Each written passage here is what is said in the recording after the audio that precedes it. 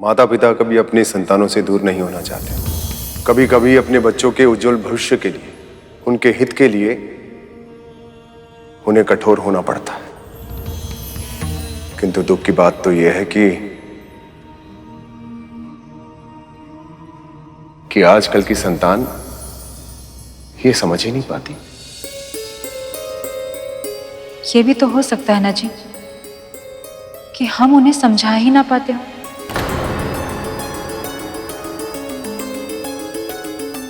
कठोरता के साथ साथ कोमलता का भी होना आवश्यक होता है।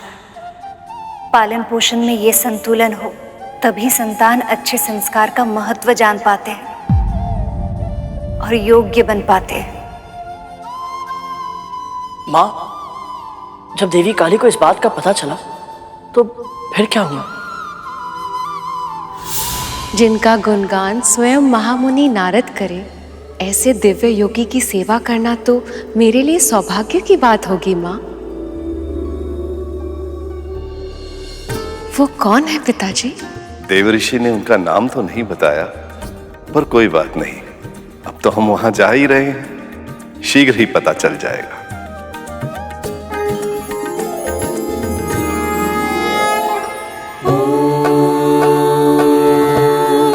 नमः शिवाय।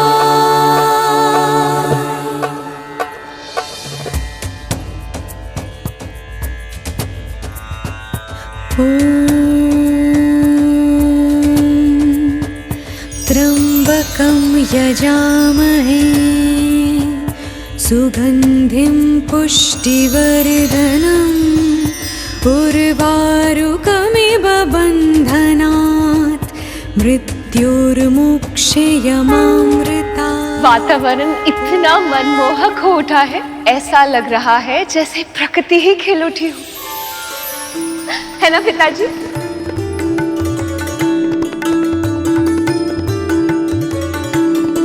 माँ का उत्साह मुझ में आशाएं जगा रहा है देवराज। देखिए कितनी प्रसन्न है वे। हाँ अग्निदेव, अब तो मुझे भी विश्वास हो चला है कि जब मां महादेव को देखेंगी तो शीघ्र ही उन्हें पहचान लेंगी।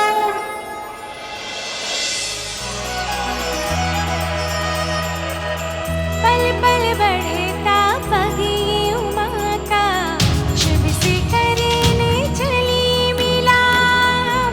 अनुपम ये संयोग अनोखा, होगा अब ये पुनर्मिलाप। व्याकुल ये हृदय और नैना, पार्वती शिव मिलेंगे आज। होगा मंगल पल वो लौकिक, पार्वती शिव मिलेंगे आज। पार्वती शिव मिलेंगे आज। फल फूल तोड़ने में इतना समय क्यों लगा रही हो पुत्री? पिताजी, आपने ही तो कहा था कि वो महाआत्मा कई समय से तपस्या कर रहे हैं। ऐसे दिव्य योगी को कुछ फूल अर्पित करने ही चाहिए। और हो सकता है यदि वो समाधि से जागे तो उन्हें तीव्र भूख लगी हो। ऐसे में मैंने सोचा कि कुछ फल और शहद साथ में रख लेना उचित होगा। किंतु अभी तक तो ये भी नहीं पता कि वो तुम्हें अपनी सेवा का आज्ञा देंगे भी या नहीं।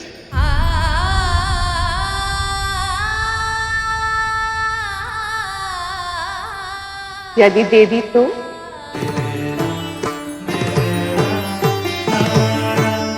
जिस क्षण से वो मुझे आज्ञा देंगे, उसी क्षण से मुझे उनकी सेवा करने के लिए तत्पर रहना चाहिए ना। सत्य तो ये है कि न जाने क्यों मुझे ऐसा लग रहा है कि मुझे अपने जीवन का उद्देश्य मिलने वाला है।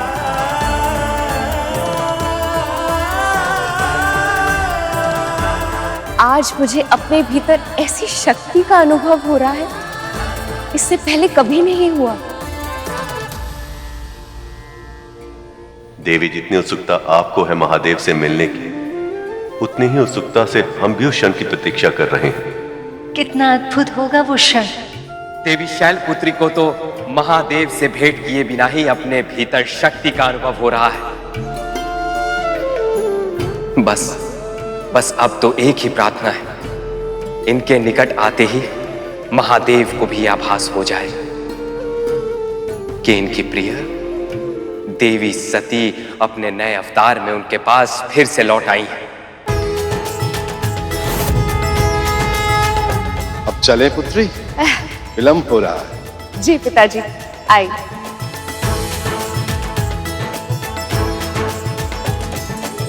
हर बीतते क्षण के साथ मेरा विश्वास और दृढ़ होता जा रहा है देवराज।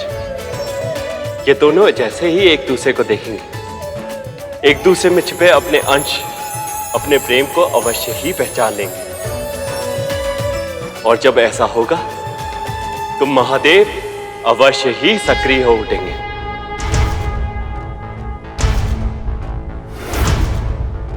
त्र्यंबकं सदाशिवं नमामि हे उमापति जय नीलकंठ जय अनंत नमोस्तुते नमोस्तुते।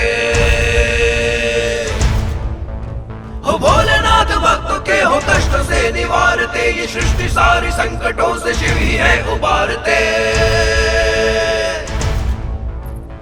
ओम नमः शिवाय, ओम नमः शिवाय, ओम नमः शिवाय, ओम नमः शिवाय, ओम नमः शिवाय, ओम नमः शिवाय। मुनिवर बिल्कुल सत्य कह रहे थे पिताजी, ये योगी तो बहुत ही महान है।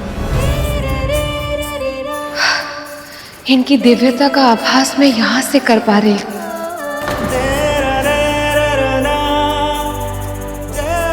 नारायण नारायण। ठहरो, तुम यहीं प्रतीक्षा करो, मैं मुनिवर के दर्शन कर उनकी आज्ञा लेकर आता हूं।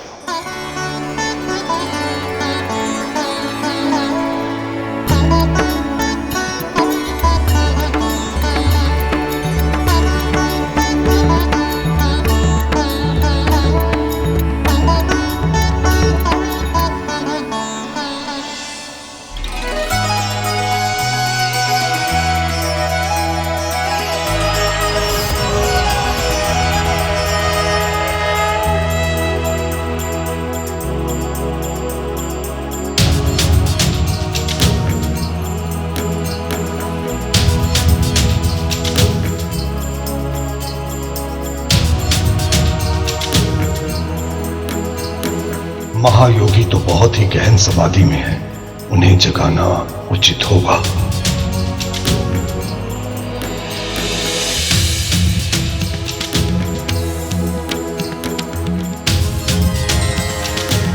पिताजी को गए हुए कुछ ही क्षण हुए हैं। अभी से मुझे ऐसे लगने लगा है जैसे कितना समय बीत गया हो। अब और प्रतीक्षा करना मेरे लिए संभव नहीं हो रहा।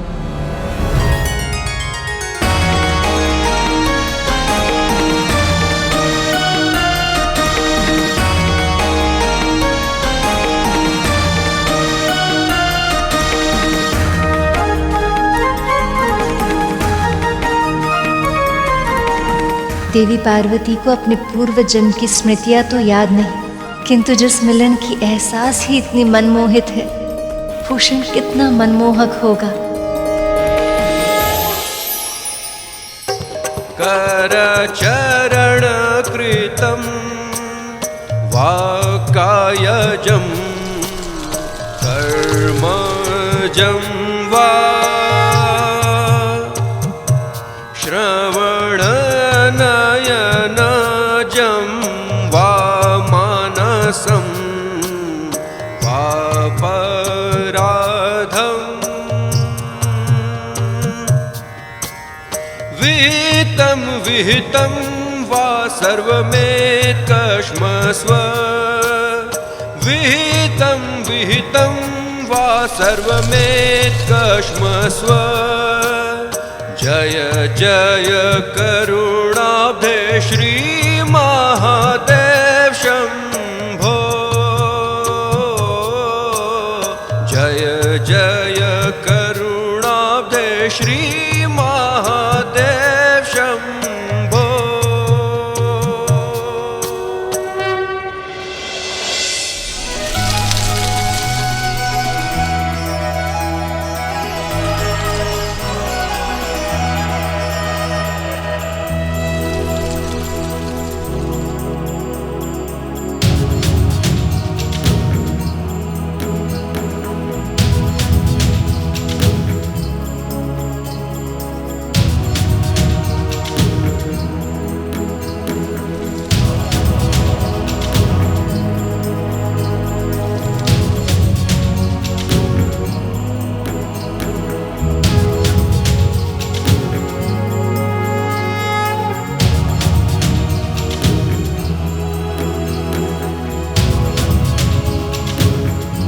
बस अब कुछ ही क्षण और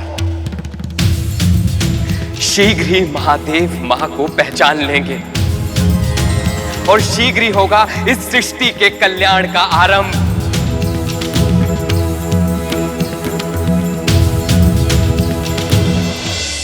प्रभु, जिस क्षण की प्रतीक्षा हम आतुरता से कर रहे हैं, अंततः वो क्षण आ ही गया।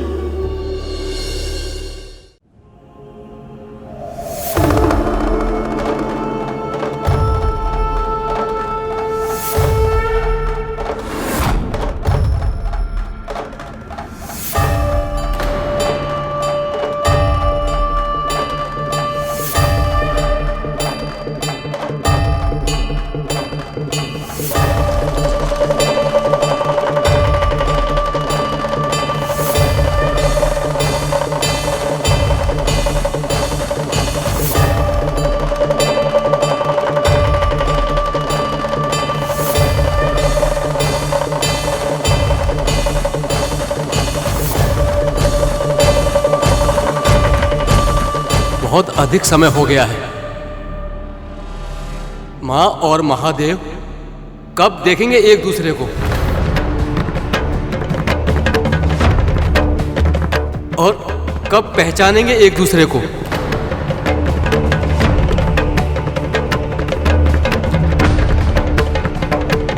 ये दोनों तो एक दूसरे के मुख की ओर देख ही नहीं रहे हैं।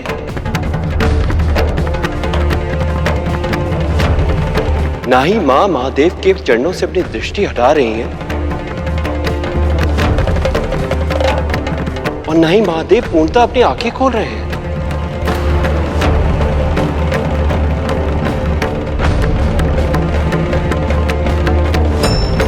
ये मेरा सौभाग्य है कि आप जैसे महायोगी ने इस कंदरा को अपने ध्यान के योग्य समझा और मेरी इस राज्य की भूमि को अपनी साधना के लिए चुनकर उसे पवित्र कर दिया। हे योगीराज, मैं हूं पर्वतराज हिमवत और ये मेरी सुपुत्री है काली काली काली काली।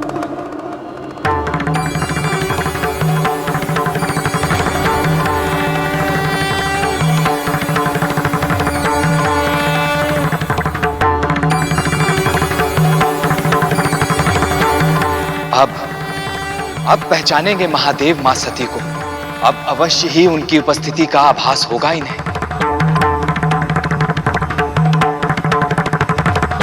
हे योगीराज, मेरी तरह मेरी सुपुत्री पर भी इस भूमि का ऋण है। मेरी आपसे एक विनती है कि आप इसे अपनी सेवा का सौभाग्य प्रदान करें। आपके वचन प्रार्थना होते हुए भी मेरे ध्यान में व्यवधान का कारण बन रहे हैं पर्वतराज।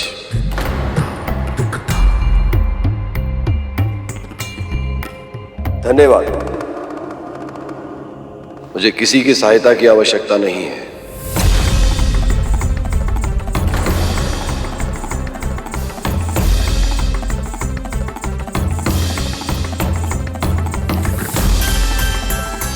ये क्या कह रहे हैं महादेव? पहचानिए, सती स्वयं है सामने।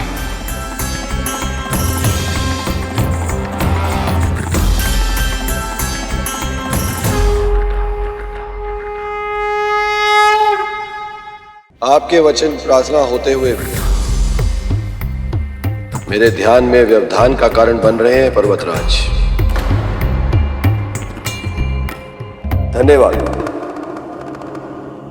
मुझे किसी की सहायता की आवश्यकता नहीं है।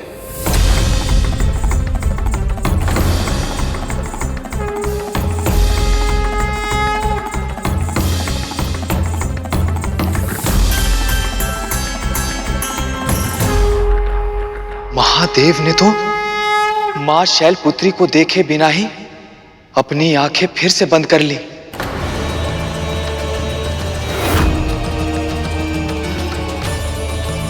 इन्हें तो सेवा करने से ही मना कर दिया। अब क्या होगा मुनिवर? यदि महादेव दृढ़ निश्चयी है तो शैलपुत्री भी शक्ति स्वरूपा है, और यदि शक्ति अपने मन से कुछ करना चाहे तो उन्हें कौन रोक सकता है? नारायण नारायण।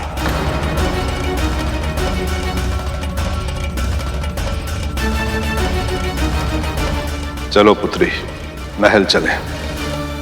नहीं पिताजी, नहीं पिताजी, नहीं पिताजी, नहीं।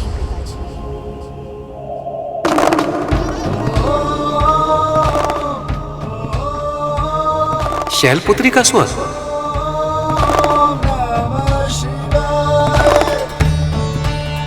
अब देखना यह है कि महादेव इस स्वर को पहचान पाते हैं या नहीं।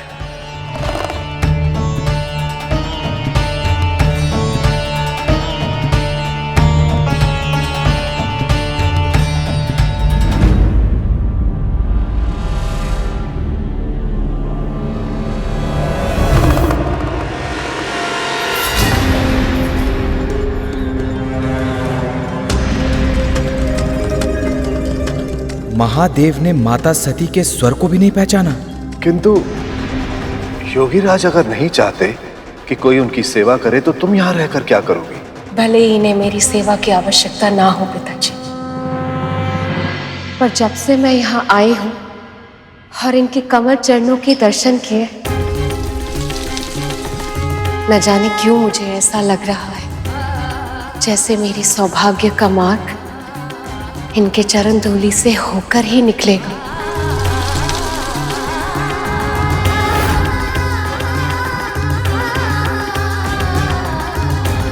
अब ये सेवा मैं इनके लिए नहीं, अपने लिए करूंगी पिताजी।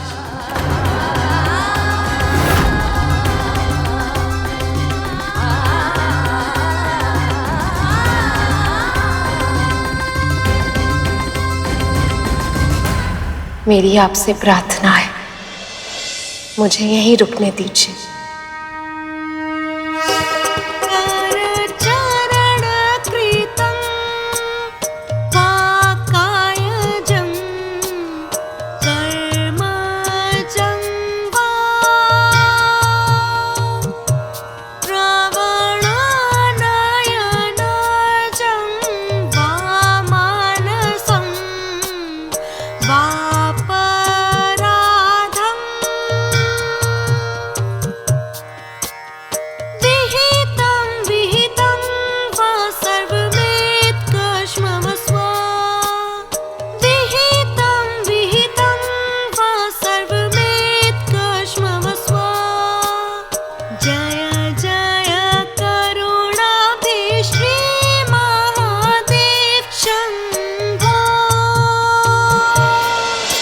देवी सती के हृदय में महादेव को देखकर प्रेम की भावना तो अवश्य ही उमड़ रही है, किंतु महादेव का हृदय सती से वियोग के कारण इतना आघात हुआ था कि उन्होंने पार्वती की ओर दृष्टि भी नहीं की। यदि महादेव ने शीघ्र ही अपनी समाधि नहीं तोड़ी तो पता नहीं तारकासुर के आतंक से इस संसार की रक्षा कैसे होगी।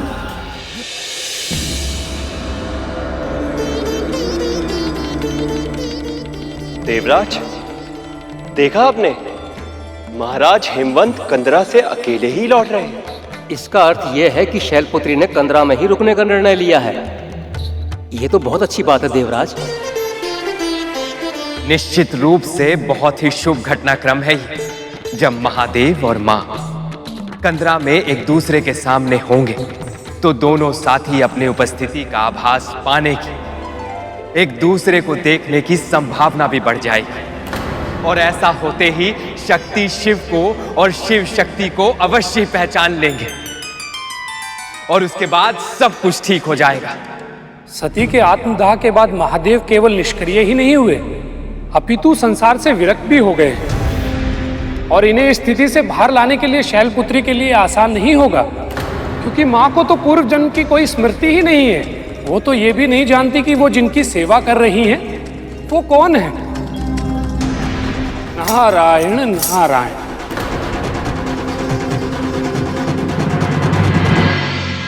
माँ, देवी शैलपुत्री उस समय अपने अवतार में थी और उन्होंने महादेव को देखा भी नहीं था, इसलिए वो महादेव को पहचान नहीं पाई। परंतु महादेव को यह आभास क्यों नहीं हुआ कि जो उनके सामने है वो और कोई नहीं बल्कि स्वयं उनकी प्राण प्रिय देवी सती का ही दूसरा अवतार है। और क्षण भर के लिए सही, परंतु महादेव ने देवी शैलपुत्री का स्वर भी सुना था। तो फिर वो अपने शक्ति के अवतार को पहचान क्यों नहीं पाए माँ? उसके लिए तुम्हें महादेव की अवस्था को समझना पड़ेगा सुपर। सती के जाने के बाद वो इस संसार से विरक्त हो गए। किसी भी प्रकार की भावना का अनुभव करना उनके लिए संभव नहीं था। कोई बंधन उन्हें बांधना तो दूर, छू तक नहीं सकता था। आंखें खुली होने पर भी वो इस संसार के किसी भी दृश्य को देखने में असमर्थ। बस वे अपने भीतर के प्रकाश को ही देखते रहते, उसी में खोए रहते। ऐसी अवस्था में उनके ध्यान को आकर्षित करने के लिए, उनके मन में अपना स्थान बनाने के लिए शैलपुत्री को बहुत तप, जप और व्रत की आवश्यकता थी। उसके बाद ही वह अपने चिरसाथी की प्रिया कहलाने के योग्य बन सकती थी। इसलिए उन्होंने ऐसा करना आरंभ कर दिया। कर चरण कृतम वाकायजम कर्मजम वा श्रवण नयनजम वा मानसम वा पराधम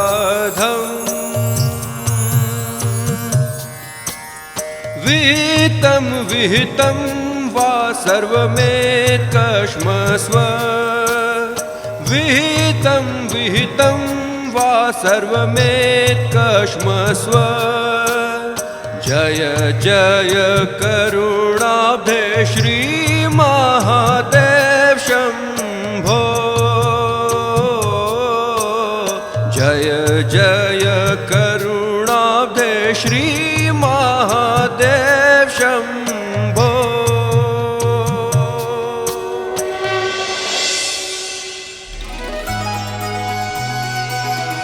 माँ का सेवा भाव तो अद्भुत है।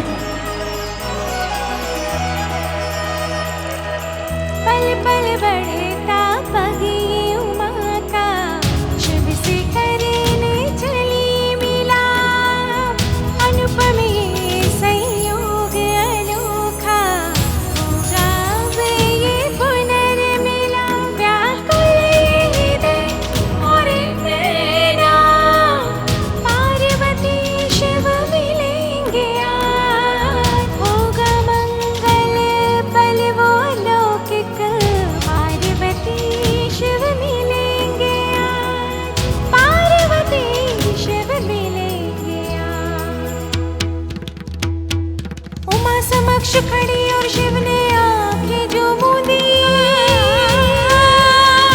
दोनों है अनभिज्ञ और मिलाप अधूरी।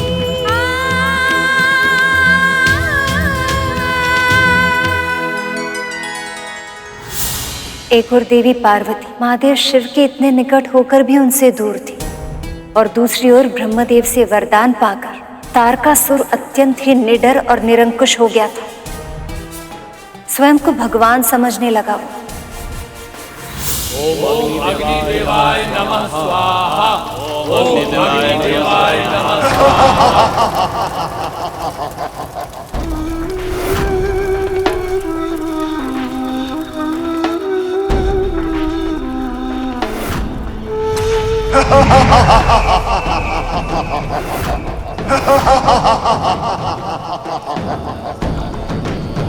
स्वर्ग का सम्राट कौन है ऋषियों? आप ही हैं स्वर्ग के सम्राट। आप ही हैं सम्राट, आप ही हैं सम्राट। तो फिर ये यज्ञ किसकी स्तुति के लिए होनी चाहिए?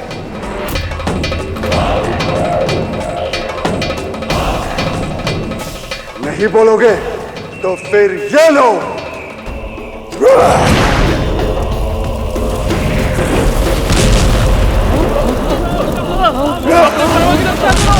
बचाओ, मारो यहाँ से। अपने प्राणों की रक्षा करो।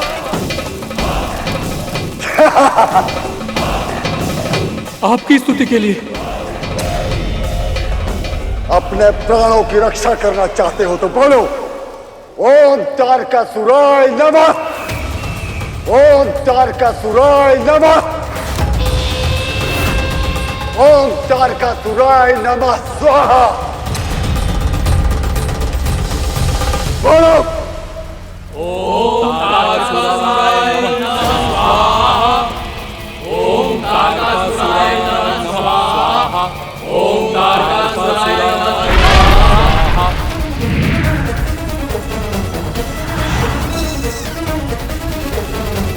ओम तारकासुराय नमः स्वाहा।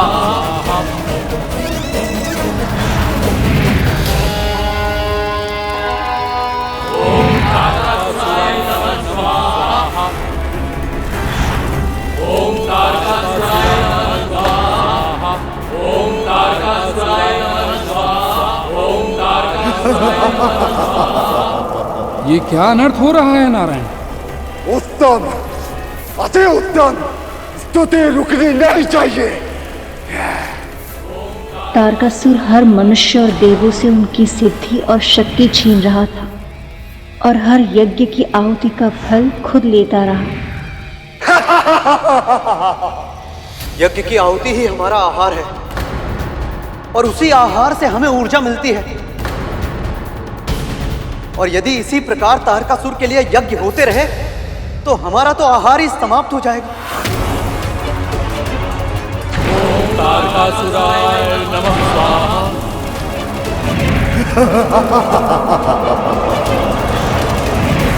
तारकासुर का अत्याचार दिन प्रतिदिन बढ़ता जा रहा है। इसका अंत केवल महादेव और पार्वती के मिलन से ही संभव हो सकता है।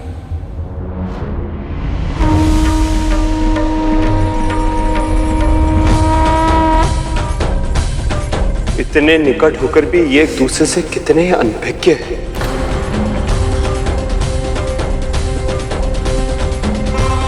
महादेव तो विरक्त थे ही, इनकी सेवा करते करते माता पार्वती भी इनकी जैसे ही हो गई। ब्रह्मचारिणी की तरह अपना जीवन व्यतीत कर रहे हैं। जब तक इन दोनों के बीच प्रेम उत्पन्न नहीं होगा, ये एक दूसरे को पहचानेंगे नहीं, इनका विवाह नहीं होगा, तब तक इनका पुत्र भी जन्म नहीं ले पाएगा। और उस क्षण तक संसार को तारकासुर के अत्याचार सहने पड़ेंगे। हमें किसी भी मूल्य पर महादेव को विरक्ति की स्थिति से बाहर निकालना होगा देवराज।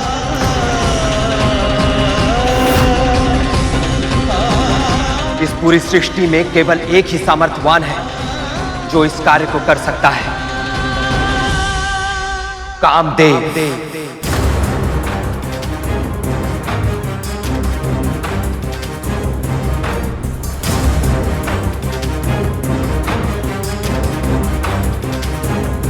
परंतु देवराज, क्या कामदेव मानेंगे?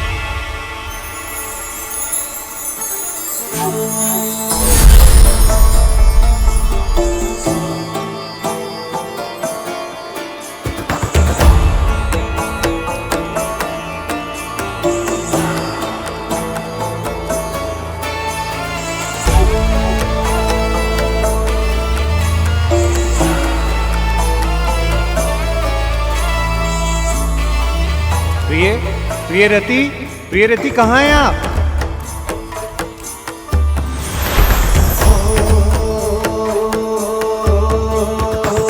कुसुम कली है, खिली खिली है, सुंदर छैल छबीली। प्रियरति कहाँ हैं आप? मधुर्य सजीली, कामिनी नारी नवेली, रंग रंगीले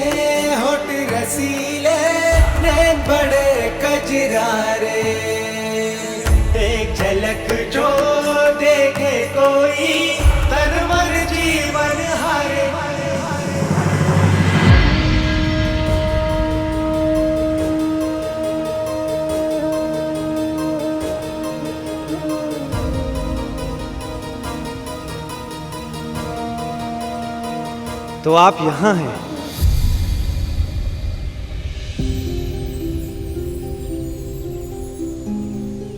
स्वामी आप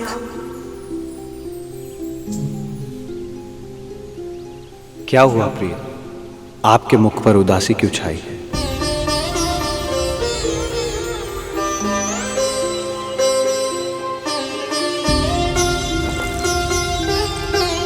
न जाने क्यों आज अत्यंत विचलित अनुभव कर रही हूं। मन में विचित्र सी अशांति है।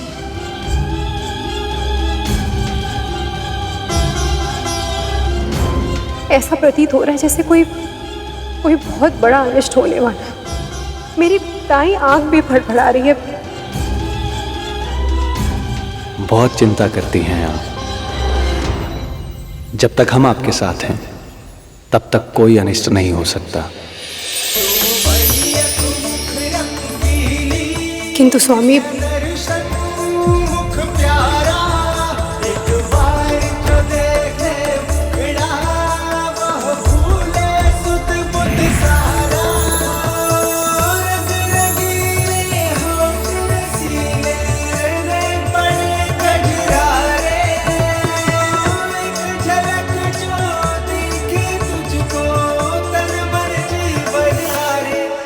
कामदेव,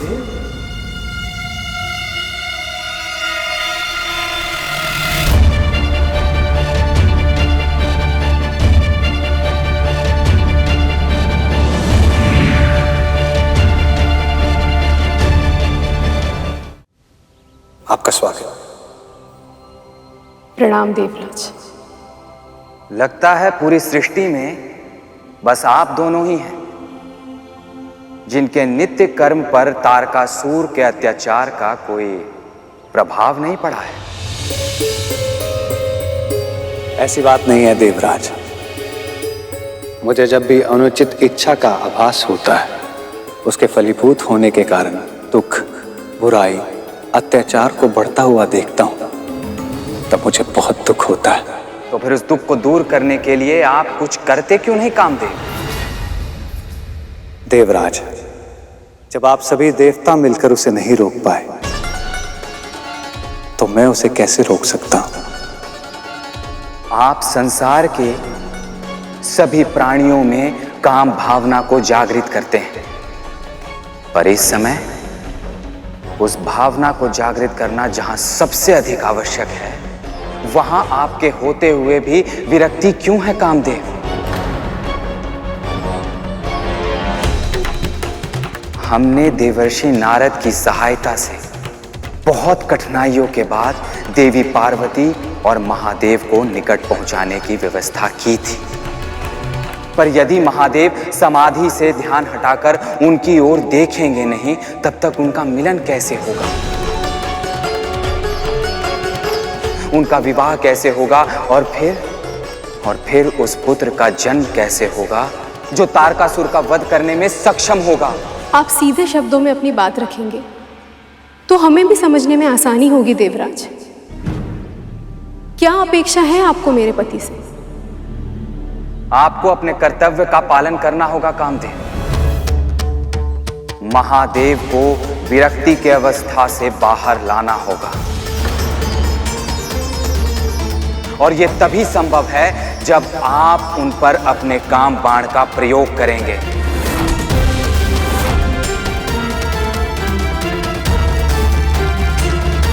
नहीं देवराज,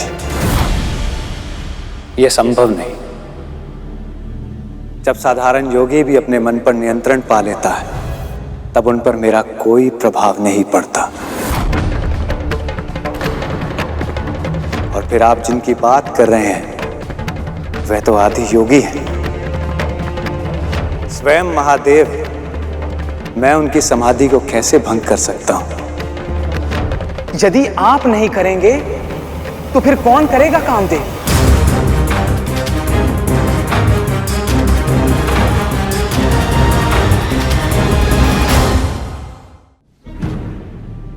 दानवीर की परीक्षा दान के समय होती है, शूरवीर की परीक्षा रणभूमि में। स्त्री की परीक्षा तब होती है जब उसका पति असमर्थ हो जाए, और मित्र की परीक्षा तब संभव है जब उसके मित्र पर विपत्ति छाई हो।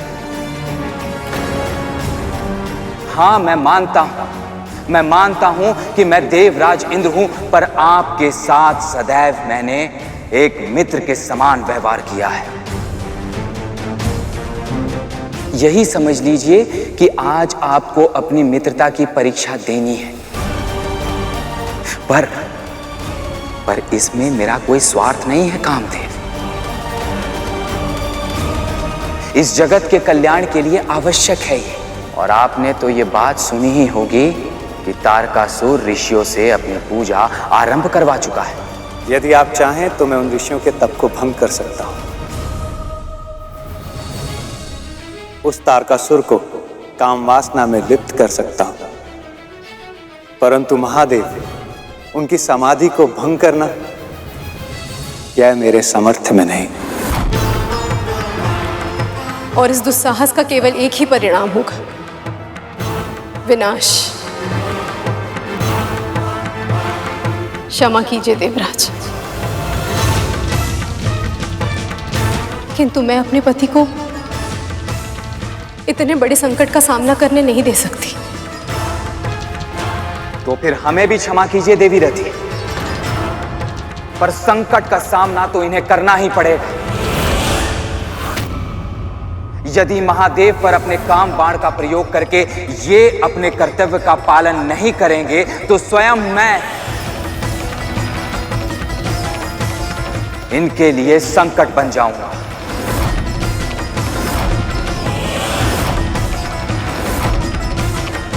अभी तक एक मित्र की तरह इनसे विनती कर रहा था, पर अब देवराज होने के नाते मैं इन्हें आदेश दूंगा, और मेरी आज्ञा का ना पालन करने का केवल एक ही अर्थ होगा, दंड।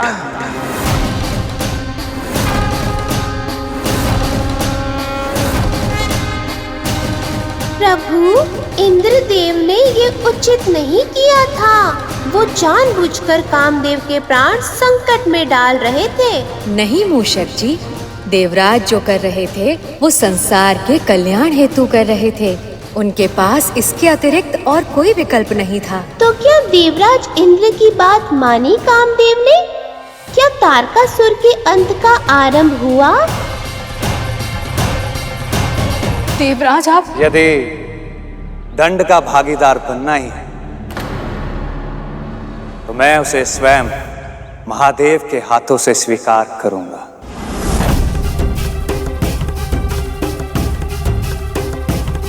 किंतु स्वामी। प्रिय, आप हमारी शक्ति हैं, दुर्बलता नहीं।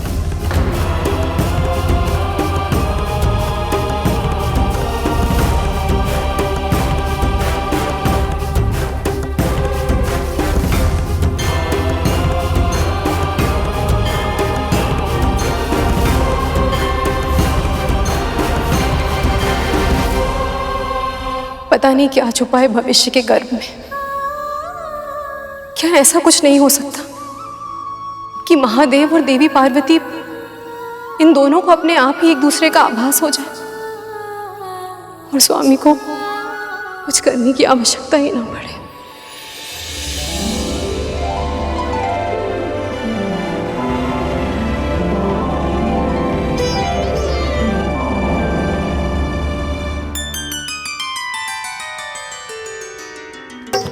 करचरण कृतं वाक्कायजं कर्मजं वा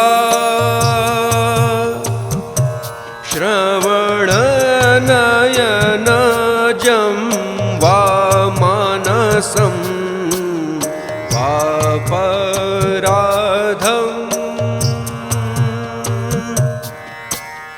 विहितं विहितं वा सर्वमेकश्मस्व जय जय करुणाब्धे श्री महादेव शंभो। जय करुणाब्धे श्री महादेव शंभो।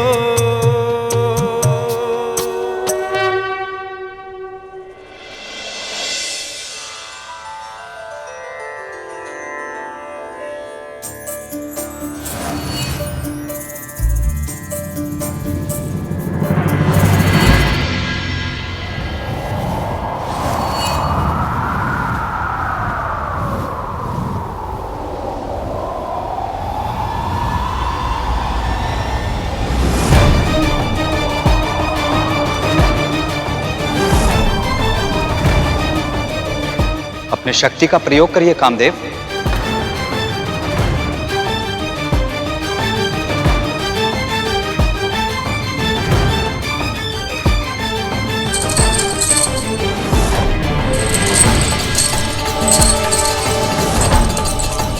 मुझे नहीं पता जो मैं करने जा रहा हूं वह उचित है या अनुचित, परंतु ऐसी अवस्था में महादेव पर बाण चलाना कहीं अनर्थ को निमंत्रण देना न बन जाए।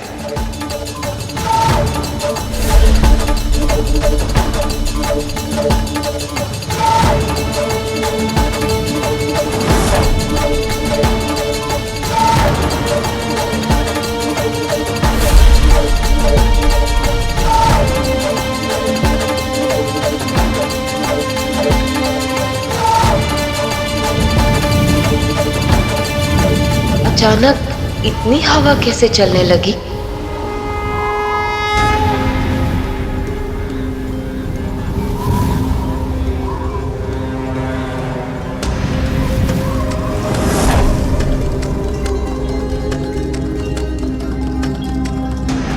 महादेव का ध्यान पूर्ण हुआ। अब उन पर बाण चलाना उचित होगा।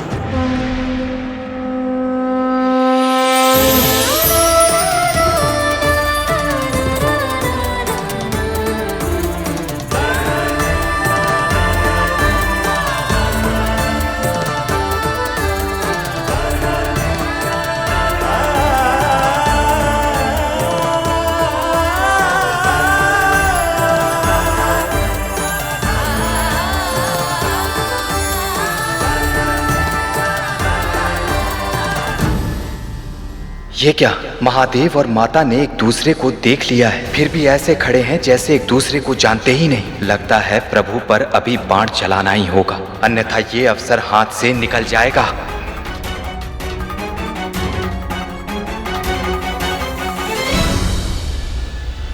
किस विचार में डूबे हैं कामदेव? यही समय है। महादेव समाधि से बाहर आ चुके हैं। देवी शैलपुत्री के साथ उनके नेत्र मिल चुके हैं। आपको बस इन दोनों को थोड़ी सी प्रेरणा देनी है।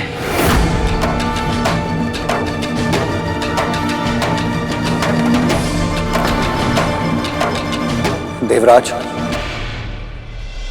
ऐसे कैसे बाण चला सकता हूं मैं महादेव पर? स्वयं माता पार्वती ने और महादेव ने एक दूसरे को देख लिया है। अब मेरी प्रेरणा और इस बाण की कोई आवश्यकता नहीं। ये दोनों एक दूसरे को देख अवश्य लिए हैं, पर ध्यान से देखिए कामदेव, इनके हृदय गति में कोई परिवर्तन नहीं है। मन में कोई प्रेम का भाव नहीं है, आंखों में कोई पहचान नहीं है।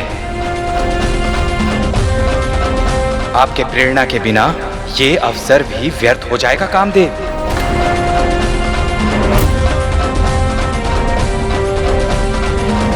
इसे मत गवाइए, बाण चलाइए कामदेव, बाण चलाइए।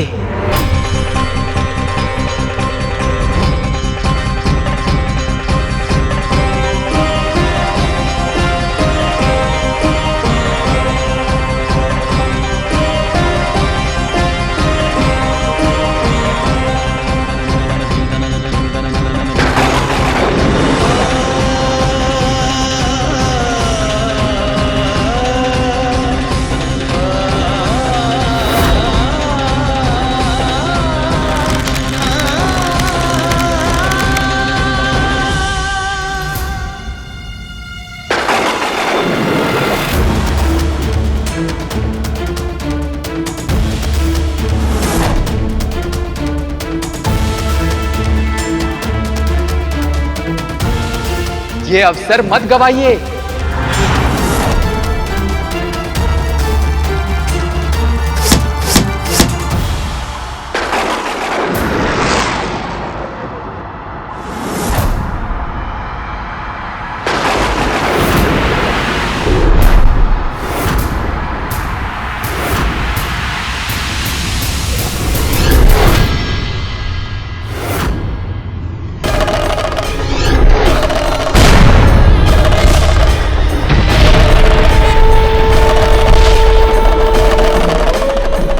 हमने जो सोचकर कामदेव द्वारा बाण चलवाया है वो पूरी योजना विफल हो गई। महादेव ने तीसरा नेत्र खोला, अब अनर्थ होगा।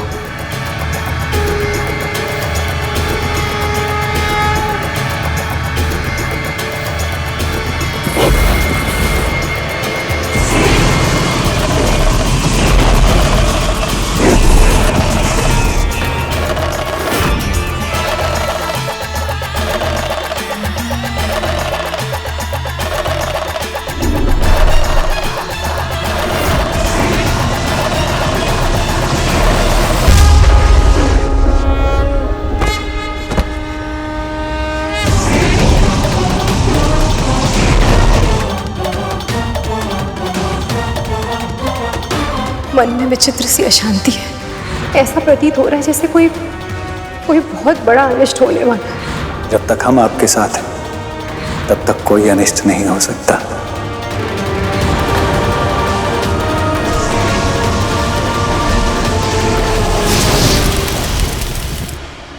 स्वामी!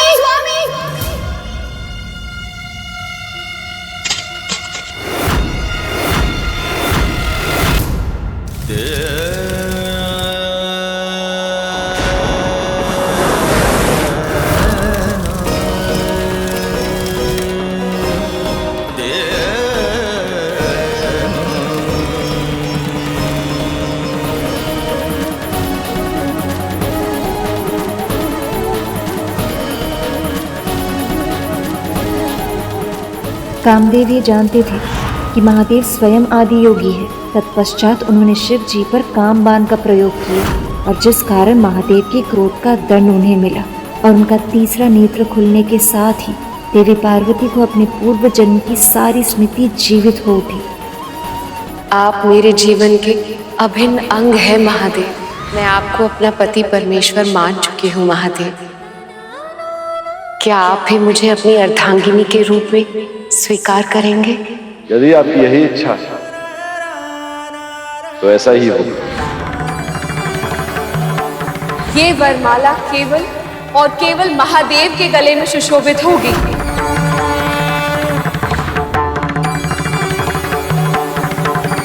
तुम्हारे पति को मैंने स्वयं धर्म की अवहेलना करने के कारण इस यज्ञ से बहिष्कृत किया है। जिन प्रजापति ने शिव का अपमान किया है उनकी दी हुई ये देह एक श्राप, और इस श्राप के साथ मैं शिव की अर्धांगिनी बनने का सौभाग्य ग्रहण नहीं कर सकती।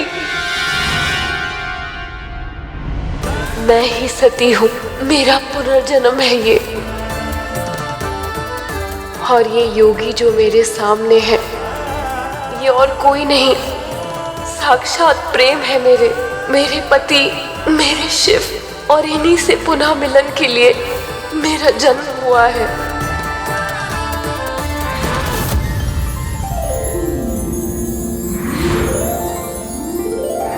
आपकी पुत्री श्याम वर्ण की है, इसलिए इन्हें काली के नाम से पुकारा जाएगा। प्रिय सदा शिवम नमामि हे उमापति जय नीलकंठ जय अनंत नमोस्तुते हो भोलेनाथ भक्तों के हो कष्ट से निवारते, ये सृष्टि सारी संकटों से शिव ही है उबारते। ओम नमः शिवाय, ओम नमः शिवाय। ये वो क्षण था जब महादेव को पार्वती में अपनी अर्धांगिनी आदि शक्ति सती का आभास हुआ और इस आभास के साथ ही उन्हें वो क्षण भी स्मरण हो उठे जिसके कारण सती उनसे दूर हुई। नियम अनुसार बिना बुलाए कहीं जाना नहीं चाहिए। इसीलिए मैं आपके साथ जाने के लिए हठ नहीं करूंगी। आप मुझे भी मत रोकिए।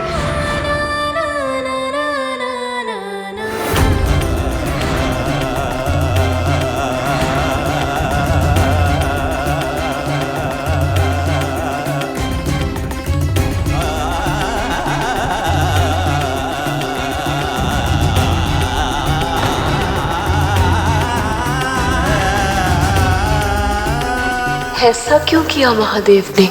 अपना मुख क्यों घुमा लिया? क्या इन्होंने अब तक मुझे क्षमा नहीं किया है? क्या अब तक मुझसे, अपनी प्रिय से क्रोधित है ये?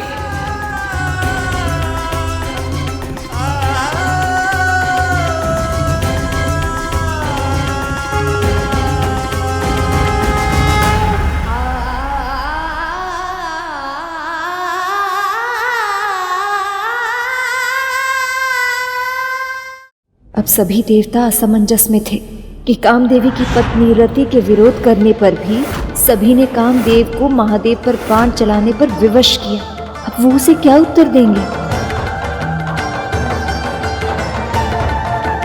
शिव शक्ति को एक करने के लिए कामदेव को भस्म होना पड़ा। क्या महादेव के मुख फेर लेने से उनके प्राणों का बलिदान व्यर्थ हो जाएगा? ये क्या? अब तो ये दोनों एक दूसरे को पहचान रहे हैं, फिर भी इनका मिलन क्यों नहीं हो रहा है? क्या हो रहा है यहाँ? और कहाँ है मेरे पति? मेरे मन में ना जाने कैसे कैसे विचार आ रहे हैं। देवराज, कुछ तो कहिए।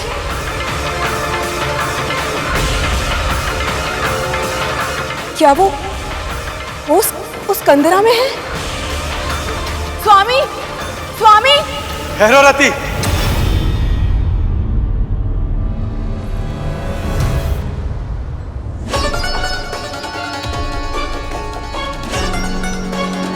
माँ लक्ष्मी,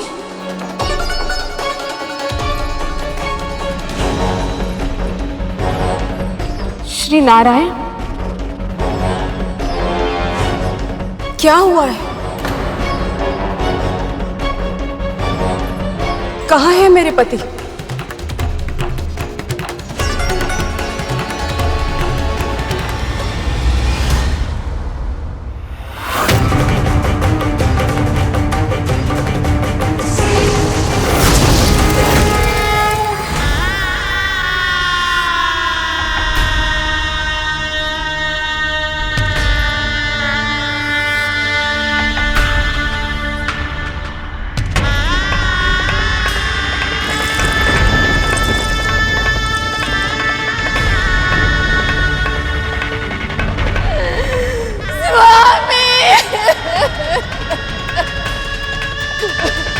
यदि महादेव पर अपने काम बाण का प्रयोग करके ये अपने कर्तव्य का पालन नहीं करेंगे तो स्वयं मैं इनके लिए संकट बन जाऊंगा।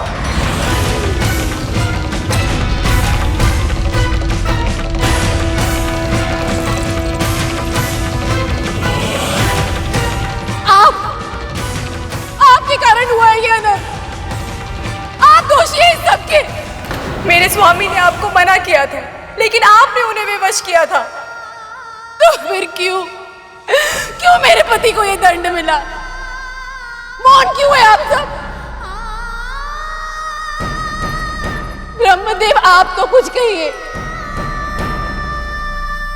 जिस वर के कारण हम सबका जीवन श्राप बन गया है, वो वरदान आप ही ने दिया था ना तारकासुर को।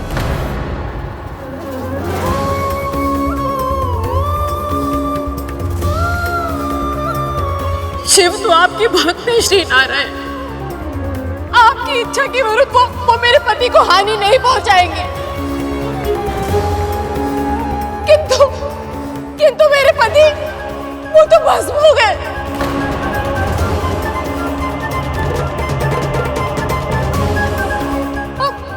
अब आप उन्हें पुनर्जीवित कीजिए प्रभु, उन्हें पुनर्जीवित कीजिए प्रभु।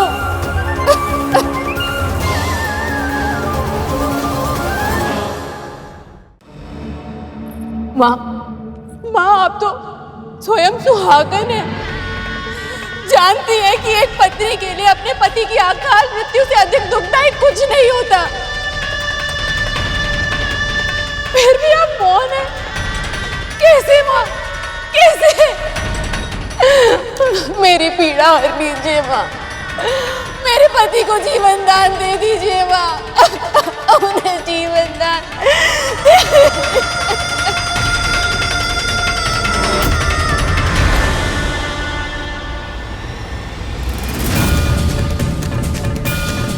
नहीं प्रिय, जिस पल की प्रतीक्षा थी वो निकट है। देवी पार्वती स्वयं को पहचान चुकी हैं। वो ये जान चुकी हैं कि वही आदिशक्ति, अब जो भी करना है वही करेंगी। क्या हुआ बहन जी, आप इतनी विचलित क्यों हो गई? किसी भी माँ के लिए अपने संतान को कष्ट में देखना, उसे पीड़ा सहते हुए देखना, किंतु फिर भी धैर्य रखना, ये बहुत कठिन होता। हर बात पे रोक टोक करती है, डांटती फटकारती है और फिर प्रेम करने का स्वाब भी करती है। अब बहुत बुरी माँ है, मैंने आपसे बुरी माँ कभी आज तक नहीं देखी। चुप! आप सही कह रही है बहन जी, चोट भले ही संतान को लगे पर कष्ट तो माँ को ही ना होता है।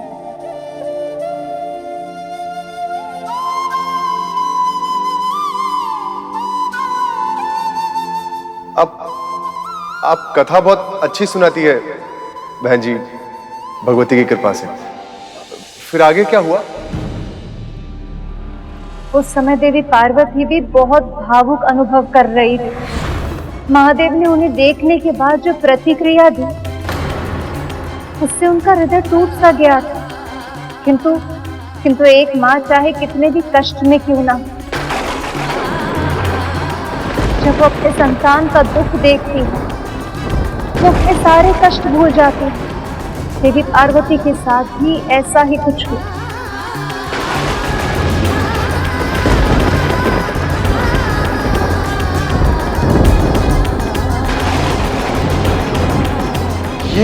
ये क्या हो रहा है?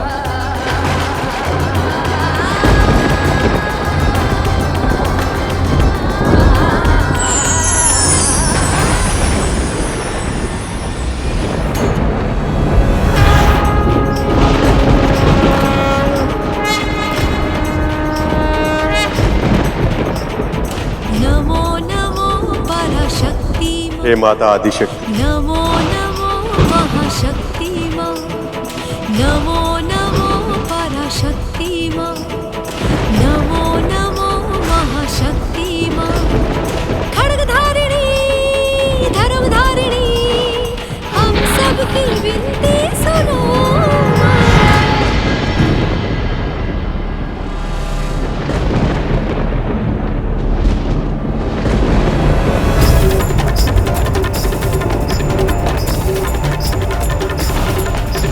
माँ आदिशक्ति बहुत ही क्रोधित लग रही हैं। अवश्य इन्हें ज्ञात है कि मैंने कामदेव को शिव जी पर बाण चलाने के लिए विवश किया है।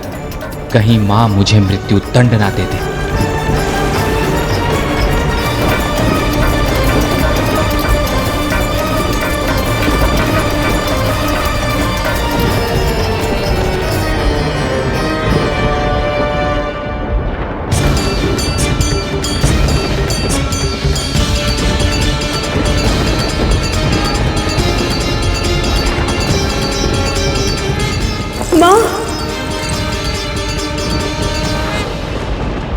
माँ, मुझ पे दया कीजिए, मुझ पे दया कीजिए।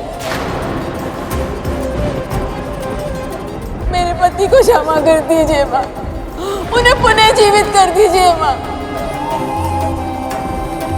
उन्होंने जो कुछ भी किया वो देवराज के विवश करने पर किया है माँ।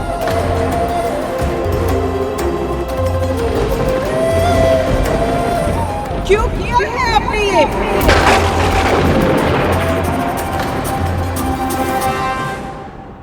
क्या आप महादेव के तीसरे नेत्र के अर्थ को भी नहीं जानते? वो ब्रह्म ज्ञानी है, मुक्ति का मार्ग ज्ञात है उन्हें। आत्मनियंत्रण के उच्चतम स्तर को प्राप्त कर चुके हैं वो। सभी इंद्रियां, सभी इच्छाएं उनके अधीन है।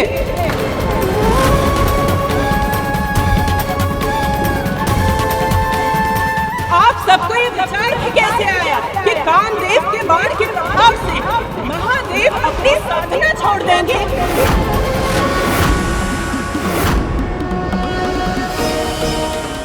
क्या आप सबको इतना भी नहीं ज्ञान कि महादेव के मन में केवल उनकी शक्ति अर्थात मैं ही पहुंच सकती हूँ,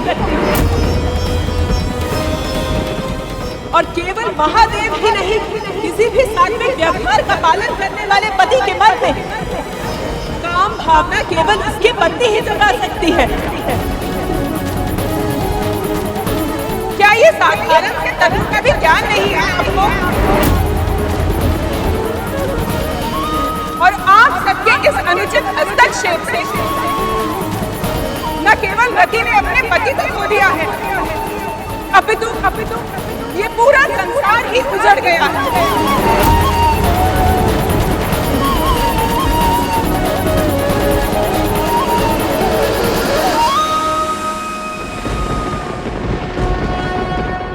ये पृथ्वी प्रेम और काम से विहीन हो गई।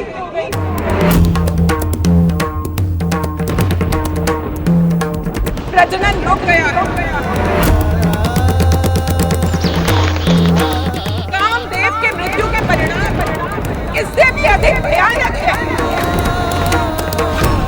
काम का अर्थ होता है इच्छा, और इच्छा जीवन को उद्देश्य देती है, किसी भी कार्य का निर्वाह करने के लिए प्रेरणा देती है। और कामदेव की अनुपस्थिति में विद्यार्थी अपनी शिक्षा ग्रहण नहीं कर पा रहे हैं।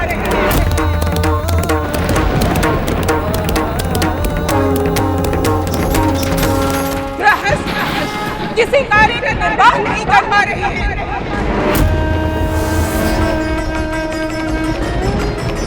व्यापार की गति रुक गई।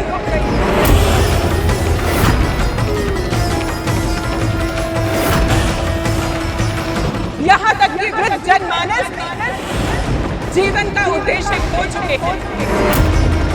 सभी इच्छाओं के अभाव के कारण अब उन्हें अपने जीवन से भी कोई मोह नहीं रहा। यदि कामदेव इस संसार से विमुक्त हो गए तो इस संसार में इच्छाएं कभी जागृत नहीं हो पाएंगी। आप सबने इतनी बड़ी योजना बनाने से पूर्व ये विचार तक नहीं किया कि जिस संसार को बचाने के लिए अब कामदेव का प्रयोग कर रहे थे, वो संसार ही नहीं बचेगा।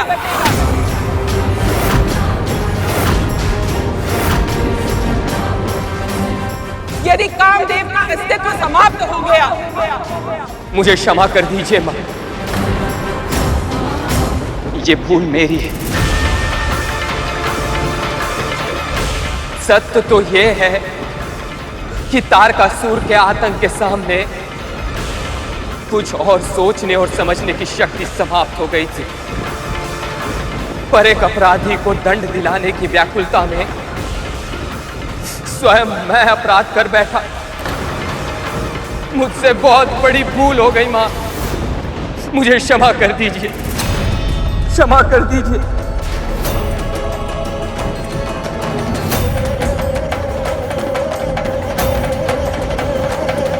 मुझ पे दया कीजिए,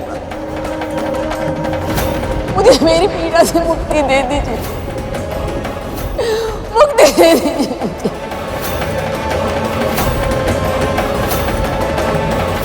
जिस संसार में मेरे स्वामी उसमें क्षण भर भी सांस लेना मेरे लिए असंभव है।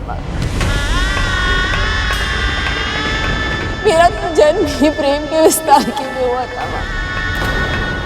प्रेम ही मेरी प्राण वायु है, मेरे जीवन का आधार। और जब साक्षात प्रेम स्वरूप मेरे स्वामी ही नहीं रहे तो मैं कैसे जीऊं?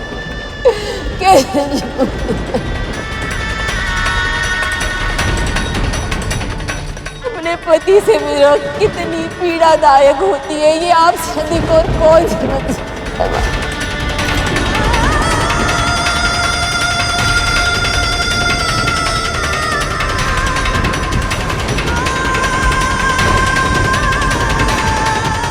मुझे क्षमा करिए माँ। अपनी पीड़ा में मैं भावुक हो गई थी। देवराज के दबाव में ही सके, परंतु कामदेव से भूल तो हुई है ना पुत्री। और एक बार यदि महादेव के तीसरे नेत्र से कोई भस्म हो गया तो उसे पुनः उसी स्वरूप में जीवित करना असंभव है।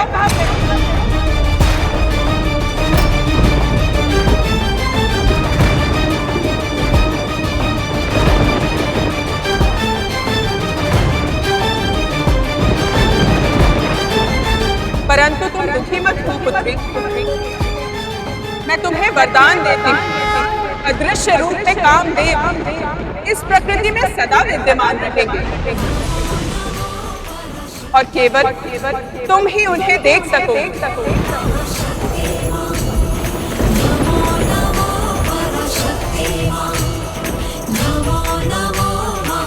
कुछ समय पश्चात द्वापर युग में जब नारायण श्री कृष्ण के रूप में जन्म लेंगे तो उनके पुत्र प्रद्युम्न के रूप में तुम अपने पति को पुनः प्राप्त करोगे देह के साथ।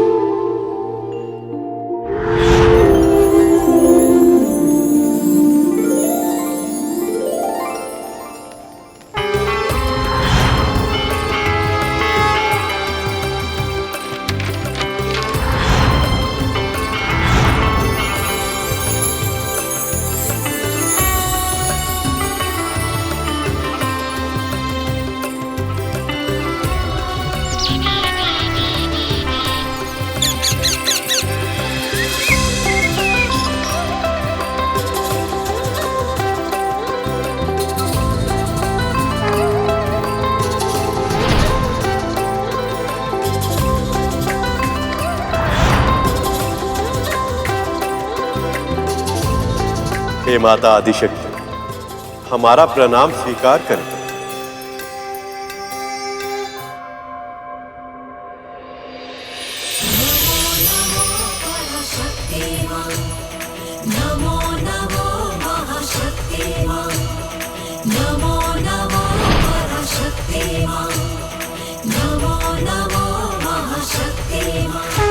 और अब क्या आज्ञा है माँ?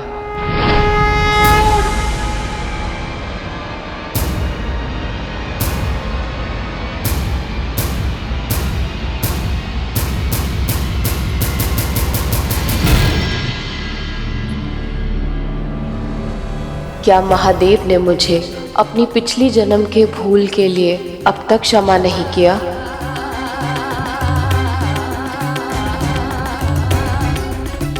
मुझे पहचान लिया था उन्होंने। फिर भी यदि वो मुझसे दूर रहना चाहते हैं तो एक बार फिर मैं उनकी इच्छा का विरोध कैसे कर सकती हूँ?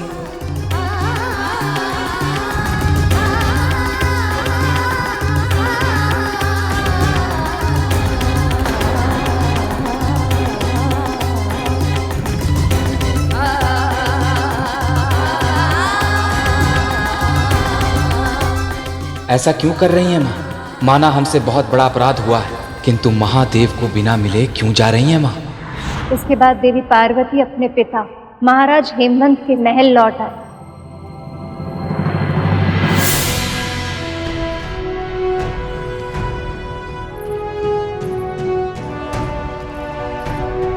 पुत्री, किंतु उनका हृदय अभी भी कंदरा में ही था। महादेव को देखने के बाद, अपने प्रिय को पहचानने के बाद उनसे वियोग और भी कठिन हो गया था। यहाँ देवी पार्वती के मन के सागर में ऊंची ऊंची लहरें उठ रही थी और दूसरी ओर देवता चिंतित थे।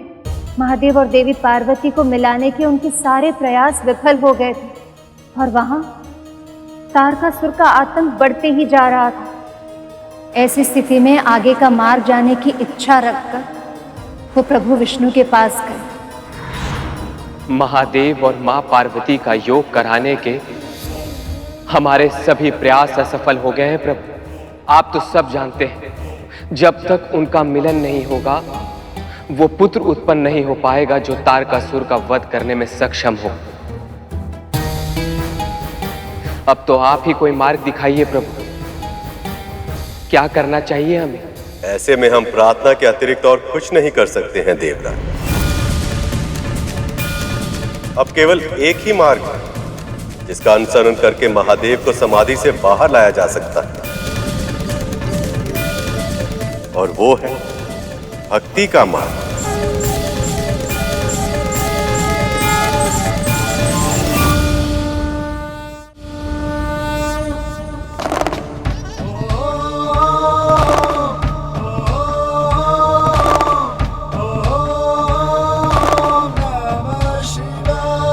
हमें महादेव को साधना से जगाने के लिए उनका आवाहन करना होगा।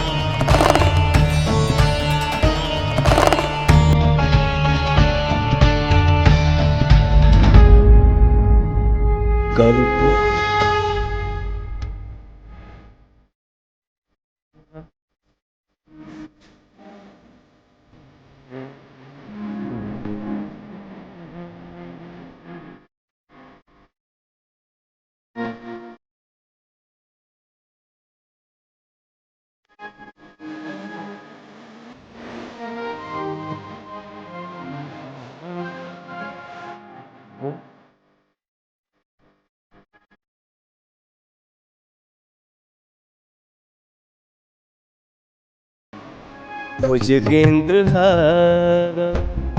सदा वसन्तं हृदयारविन्दे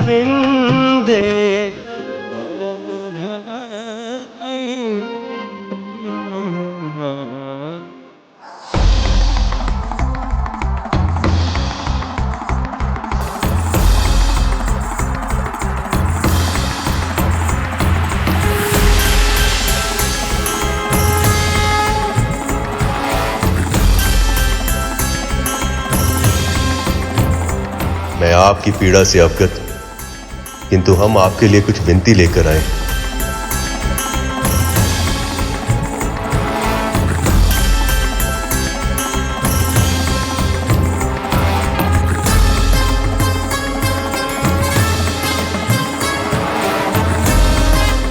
कहिए सखा।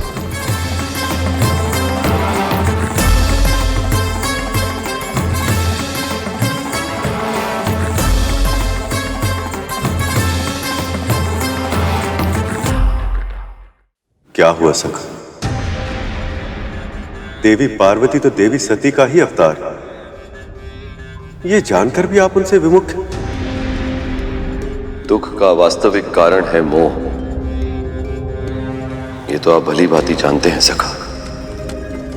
मुझे सती रूप से इतना मोह हो गया था कि मैं अपने आप पर नियंत्रण ही खो बैठा था।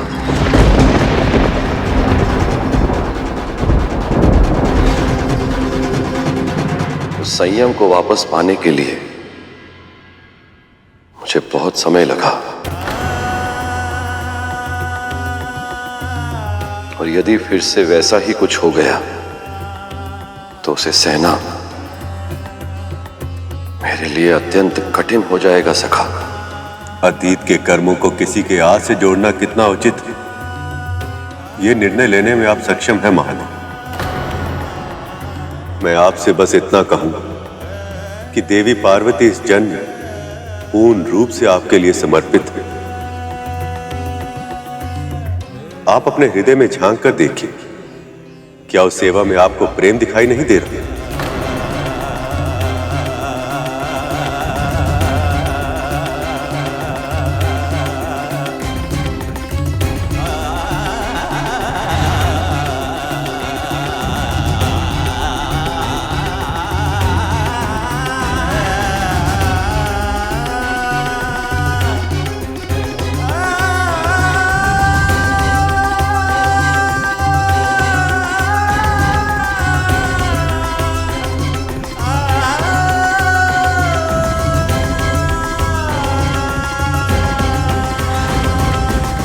सत्य कह रहे हैं सखा।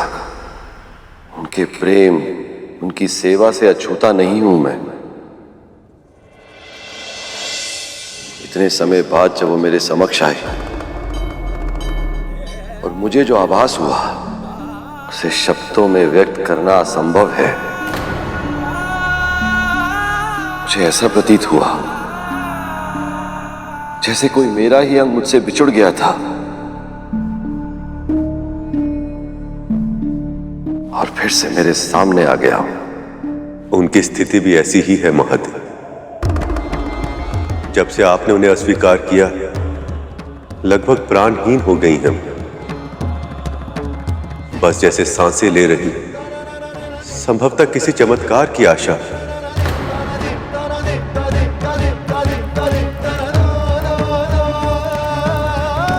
आप दोनों का एक होना नियति। ये विवाह जितना आप दोनों के लिए महत्वपूर्ण है, उतना ही आवश्यक इस संसार के लिए भी है। यदि आप दोनों के मिलने में और विलंब हुआ तो तारकासुर संपूर्ण ब्रह्मांड का नाश कर दे।